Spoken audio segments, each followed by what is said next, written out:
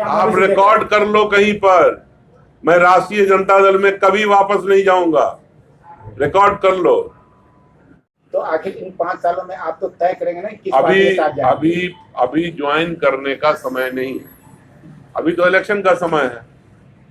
हमारे कुछ अपने एजेंडे हैं, उसको पूरा करूंगा और फिर देखूंगा इलेक्शन के बाद कौन मुझे क्या बनाता है, किस जगह पे ले जाता है, कितना घास डालता है।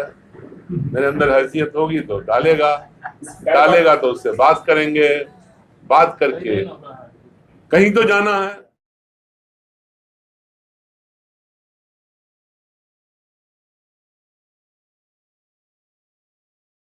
आज के पत्रकार सम्मेलन का उद्देश्य है कि मैं बताऊं आपसे कि आज मैंने अपना नामांकन वापस क्यों लिया। मेरा जो एजेंडा था भारतीय जनता पार्टी को हराना, उसी एजेंडे के तहत पहले मैं इंडिपेंडेंट चुनाव लड़ना चाहता था, लेकिन 17 तारीख को बहुजन समाज पार्टी ने मुझसे कहा कि आप मेरे सिंबल से लड़िए। मैंने कहा ठीक है। उनको 2 शर्तें रखी कि ये शर्त हमारी अगर पूरी होगी, उसमें एक बहन मायावती का आना भी था, तो मैं कंसीडर करता हूं आपके। 17 तारीख को उन्होंने मुझे अपना सिंबल दिया, 18 तारीख को मैंने फॉर्म भर दिया। और यकीन नहीं करेंगे, जिस दिन नॉमिनेशन हुआ, आप लोग पत्रकार भाई हैं, मालूम कर लें, भारतीय जनता पार्टी के इक्वल लोग हमारे नॉमिनेशन के वक्त आए, मुझे अपना समर्थन दिया। मुझे जो सबसे बड़ा सपोर्ट मिला, जनाब मोहतरम वली रहमानी साहब का, जो all India Muslim personal law board के चेयरमैन भी हैं और बिहार में इमारत शरिया के भी सदर हैं। उन्होंने खुद से कॉल किया कि आपकी जो खिदमात हैं दरभंगा के लिए और मुल्क के लिए, इसको दरकिनार किया गया और आपको टिकट नहीं मिला। मैं इसकी मजम्मत भी करता हूं और मैं चाहता हूं कि आप चुनाव लड़िए, आपकी मैं मदद करूंगा। बहुत लोग हैं उनके, उन्होंने खत भी जारी किया और खुद से कांटेक्ट किया लोगों। तो जब इतना समर्थन मुझे मिल रहा था तो मैंने कहा चलो मैं चुनाव लड़ूंगा।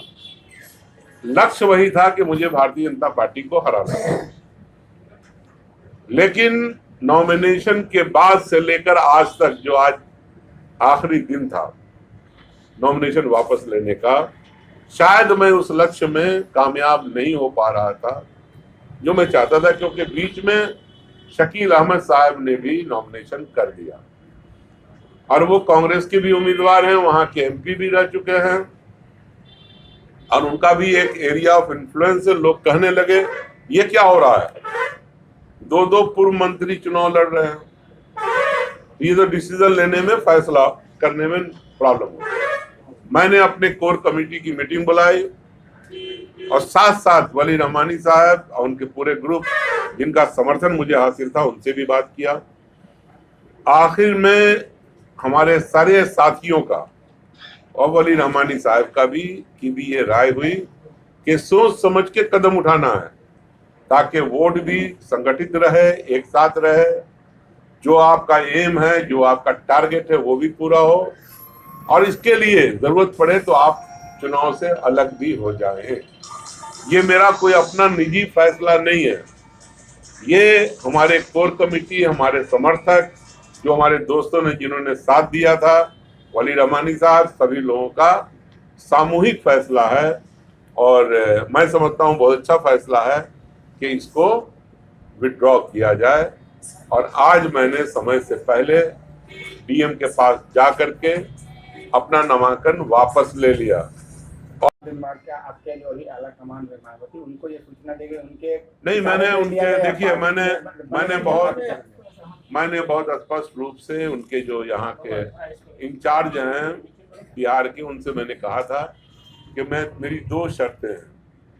एक शर्त मैं बताऊंगा नहीं, एक शर्त के बहन मायावती जी का कार्यक्रम लगे मधुबनी में, वो आज तक वो हमें नहीं कंफर्म कर पाए कि उनका प्रोग्राम लगेगा या नहीं लगेगा। अगर बहुजन समाज पार्टी में बने रहेंगे ना, ये मेरा सवाल है।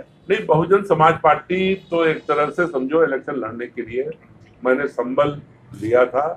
ये एक बीच का ट्रांजिशन मैनेजमेंट था, वो मैंने किया। अगर जीत जाता तो उन्हीं के साथ रहता, इलेक्शन इवन लड़ लिया होता तो उन्हीं के साथ रहता। लेकिन अब तो परिस्थिति अलग है, मैं लड़ा ही नहीं चुनाव, मैंने तो वापस ले लिया अपना नॉमिनेशन। प्राथमिक सदस्यता से भी इस्तीफा देंगे क्या? प्राथमिक सदस्यता से इस्तीफा देंगे क्या, हटेंगे क्या बहुजन समाज पार्टी से? नहीं, वो तो समझो अलग हो गया ना यार, उसमें कौन सा प्रॉब्लम। अब किस पार्टी में हैं आप, बने रहिएगा? मैं अभी किसी पार्टी में नहीं हूँ, बहुत स्पष्ट तरीके से बताना चाहता हूँ आपको।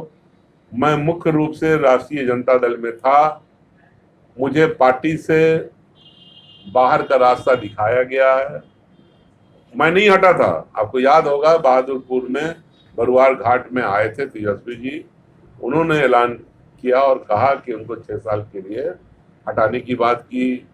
और ये कोई ठेका थोड़ी है कि सब एक ही आदमी को बार बार टिकट दिया जाए। जो टिप्पणी उनको नहीं करनी चाहिए थी वो किया, और मैंने नेक्स्ट डे ऐलान कर दिया था कि हम राष्ट्रीय जनता दल में नहीं हैं, ना आगे आने वाले दिनों में होंगे। बिल्कुल स्पष्ट रूप से आपसे बता देना चाहता हूं कि राष्ट्रीय जनता दल से हमारा कोई रिश्ता नहीं है, राष्ट्रीय जनता दल से हमारा कोई लेना देना नहीं। सर, आप मुस्लिम के बड़े लीडर हैं, मुझे बताइए कि सपोर्ट तो किसी का जरूर कीजिएगा।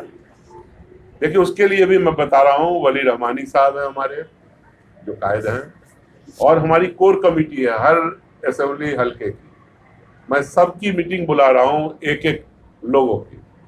आप कोर कमेटी की मीटिंग करके किसी नतीजे पर पहुंचूंगा। अभी तक मेरा कोई फैसला नहीं है मैं किसकी मदद करूं। तो अभी तो आपने बताया कि विरोध करेंगे, जदयू ज्वाइन कर रहे हैं।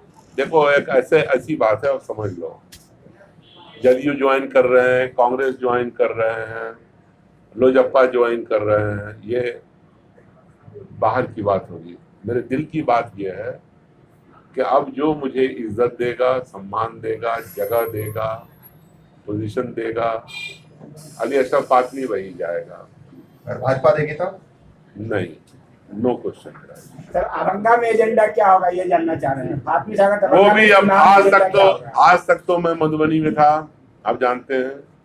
अब रात है, कल है, परसों है, 29 तक है, सब लोगों से बातचीत करके कोई न कोई रास्ता निकलेगा। ऐसा जदयू के किसी बड़े लीडर से आपकी बात की है? देखिए, ऐसा है कि बातचीत तो बहुत सारी पार्टी के लीडरों से होती रहती है और होनी चाहिए, क्या बुराई है।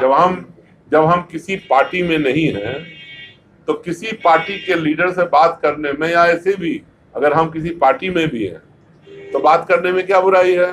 जरूर हुई होगी, जरूर होगी। आखिरी सवाल कि नीतीश कुमार को,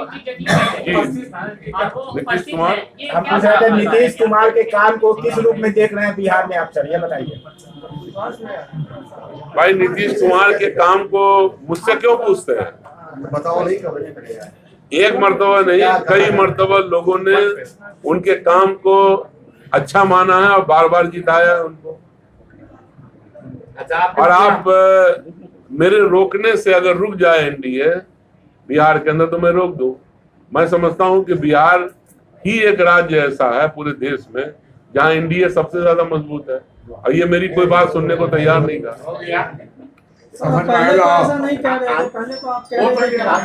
आने वाले समय में ये देखा जाए कि नीतीश कुमार का द्वार खुला हुआ है। नीतीश कुमार हमारे 89 से दोस्त हैं, वो हमारे प्रमोटर रहे, उनके साथ मैंने बहुत काम किया। लेकिन मैं आपसे बता दूं, हर आदमी, आप पत्रकार हैं तो आपका भी कोई ओहदा है ना, आपकी कोई जगह है। लेट अस सी कौन हमें बुलाता है, कौन मुझे इज्जत देता है, कौन हमें जगह देता है, कौन हमसे प्यार करता है। My door is open for every secular party. RJD भी है, तो बंद हो गई दुकान। लेकिन कि आपने कहा कि लालू हमारे गार्जियन है। पत्रकार की अगर लालू जी आपको ऑफर करते हैं कि दोबारा आप आरजेडी में आइए, तो क्या आप जाएंगे? देखिए, लालू जी अब पार्टी के अंदर बहुत कुछ नहीं है। अब एक नया ग्रुप काम कर रहा है।